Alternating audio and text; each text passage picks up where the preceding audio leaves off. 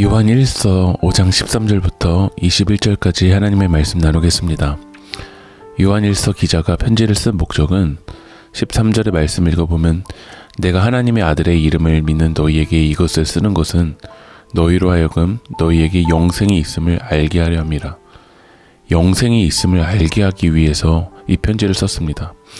다시 말하면 영생의 확신을 주기 위해서 요한 1서 기자는 이 편지를 쓴 것입니다. 거짓된 교사들에 의해 미혹된 이야기를 들으면서 구원을 불안했던 사람들이 있었습니다.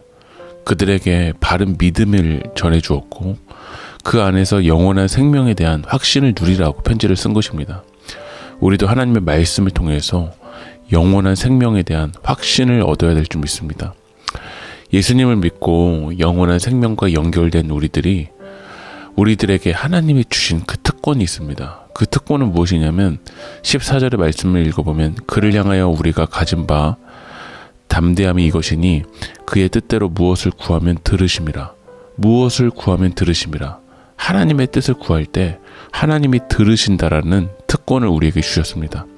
하나님의 자녀들은 기도할 수 있습니다.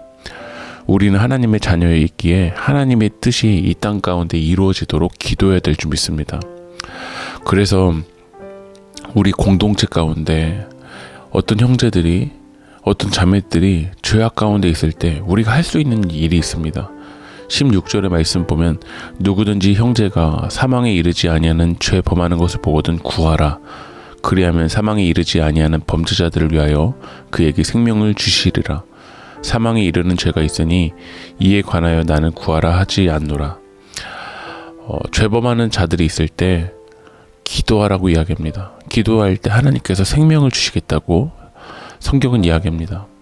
교회 공동체는 서로 기도하면서 이 죄악 가운데 있는 이 싸움을 승리해야 될 줄 믿습니다. 그리고 요한일서 기자는 18절에 이렇게 이야기합니다. 하나님께로부터 난 자는 다 범죄하지 아니하는 줄을 우리가 아노라.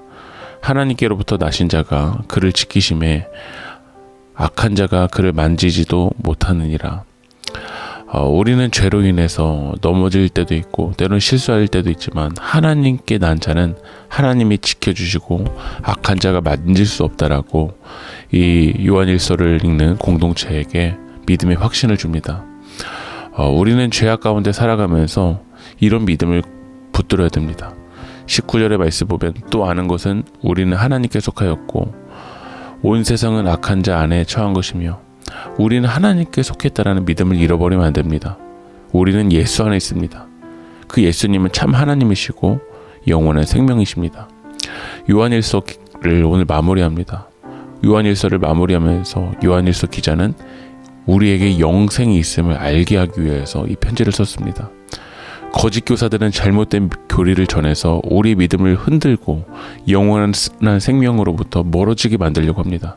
하지만 우리는 바른 믿음을 고백하고 믿음과 사랑이 떨어지는 것이 아니라 연결되어서 신앙 가운데 승리하길 주님의 이름으로 축복합니다. 기도하겠습니다.